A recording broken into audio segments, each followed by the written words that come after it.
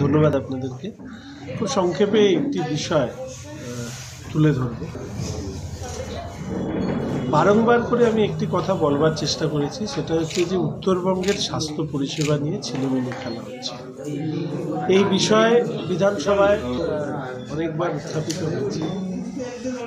আপনাদেরকে খতিয়ে দেখার অনুরোধ করে আমি নিশ্চিতভাবে রাজ্যের মাননীয় মুখ্যমন্ত্রীর কাছে আরেকবার চিঠি লিখব, যদিও এটা দুর্ভাগ্যের যে উনি কোনো চিঠির উত্তর দেন না, নিজে সব জানতার মতন ভাব করেন। জানি না কতটা কি হবে, কিন্তু খুব দুর্ভাগ্যজনকভাবে দেখা যাচ্ছে যে উত্তরবঙ্গ মেডিকেল কলেজ সহ অন্যান্য super speciality hospital, medical college এগুলোকে পঙ্গু করে দেওয়া একটা বড় ধরনের চক্রান্ত চলছে। তার কারণ যদি আপনারা দেখেন যে উত্তরবঙ্গ মেডিকেল কলেজের আশপাশে প্রচুর পরিমাণে প্রাইভেট নার্সিংহোম খুলেছে, এবং এটাও আমাদের অনেকেই আমরা জানি যে উত্তরবঙ্গ মেডিকেল কলেজে যে চিকিৎসা হয় না, পরিষেবা পাওয়া যায় না, সেই পরিষেবাগুলো উত্তরবঙ্গ মেডিকেল কলেজের আশপাশে যে বড় নার্সিংহোমগুলো আছে সেখানে পাওয়া যাচ্ছে। অর্থাৎ এখানেই হচ্ছে মূল বিষয়টা, ব্যবসায়িক বিষয়। অর্থাৎ মেডিকেল কলেজগুলোকে সরকারিভাবে পঙ্গু করে দাও, নার্সিংহোমগুলোকে ব্যবসা করার যথেষ্ট অপরচুনিটি তৈরি করে দাও। এই কারণে উত্তরবঙ্গ মেডিকেল কলেজ সহ উত্তরবঙ্গের মেডিকেল কলেজ এবং সুপার স্পেশালিটি হসপিটালগুলোকে পঙ্গু করে রাখা হয়েছে। আমি নিজে কল্যাণী এইমসে গিয়েছি, যদি কারো এখানে অভিজ্ঞতা থাকে যাবেন। আমরা উত্তরবঙ্গের মানুষ কি যে হারিয়েছি আপনাদেরকে আমি ভাষায় প্রকাশ করতে পারবো না। আমাদের মাননীয় সাংসদ কার্তিক পাল মহাশয় এই ব্যাপারে ইতিমধ্যে স্বাস্থ্যমন্ত্রী জেপি নাড্ডা সাহেবের কাছে অনুরোধ করেছেন এইমস বা এইমস লাইক ইনস্টিটিউট আমাদের হোক। আমাদের সাংসদ ডক্টর জয়ন্ত রায় তিনিও এই ব্যাপারে উদ্যোগী, আমাদের সাংসদ ডক্টর সম্মানীয় রাজু বিস্তা মহাশয়, এবং আমিও এর মধ্যে দিল্লি যাব। সেখানেও আমাদের উত্তরবঙ্গের জন্য স্বাস্থ্য পরিকাঠামো ভালো করবার জন্য অবিলম্বে কেন্দ্রের সরকার হস্তক্ষেপ করুন, এই দাবি করব। না হলে এই রাজ্যের সরকার মেডিকেল কলেজ, সুপার স্পেশালিটি হসপিটালগুলোকে পঙ্গু করে রেখে নার্সিংহোমগুলোকে কোটি কোটি টাকা আয় করবার সুযোগ কেন করে দিচ্ছে, এর পেছনে কি কারবার আছে সেটা আমি বলতে পারবো না, কিন্তু এই বাস্তব সত্যটা আপনাদের সামনে তুলে ধরবার চেষ্টা করি। দ্বিতীয়ত, আপনাদের আরও একটি বিষয় লক্ষ্য রাখবার জন্য অনুরোধ করব, এবং আমি এই ব্যাপারে তথ্য সংগ্রহ করছি।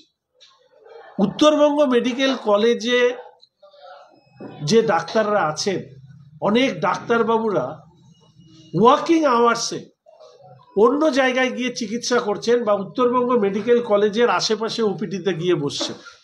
অর্থাৎ এটা এমনভাবে সেট করা আছে যাতে ওনাদের বেশি দূরে যেতে না হয় এবং উনি ওপিডিটাও চালাতে পারেন। প্রাইভেট নার্সিংহোমগুলোতে এই ধরনের ডাক্তারবাবুরা যুক্ত আছে কিনা এটাও খতিয়ে দেখবার অনুরোধ করছি। তৃতীয়ত হচ্ছে যে প্রয়োজনে উত্তরবঙ্গ মেডিকেল কলেজের অ্যাটেন্ডেন্স রেজিস্টার খতিয়ে রাখা দরকার, কারা আসছেন কারা আসছেন না। আমি যে এই বিষয়গুলো তুলছি তার পেছনে নির্দিষ্ট তথ্য যতগুলো আমরা পেয়েছি সমস্তটাই আমরা রাজ্যের স্বাস্থ্য দপ্তরের কাছে দেব। তবে তুলেছেন বলে আমি অন্তত দেখিনি, সেটা হচ্ছে প্যাথোলজিক্যাল ল্যাব। অসংখ্য প্যাথোলজিক্যাল ল্যাব তৈরি হয়েছে উত্তরবঙ্গ মেডিকেল কলেজের আশপাশ দিয়ে। এক শ্রেণীর ব্রোকার বা দালালরা আছে, তারা যখনই উত্তরবঙ্গ মেডিকেল কলেজে রোগীরা তাদের বিভিন্ন স্বাস্থ্য পরীক্ষা করতে যান, তাদেরকে ওখানে হবে না ভিড় ইত্যাদি বলে এই প্যাথোলজিক্যাল ল্যাবগুলোতে পাঠান। এদের অনুমোদন কারা দিচ্ছে? একটা প্যাথোলজিক্যাল ল্যাব চালাতে গেলে কি কি ধরনের সুযোগ সুবিধা সেই প্যাথোলজিক্যাল ল্যাবের থাকা দরকার।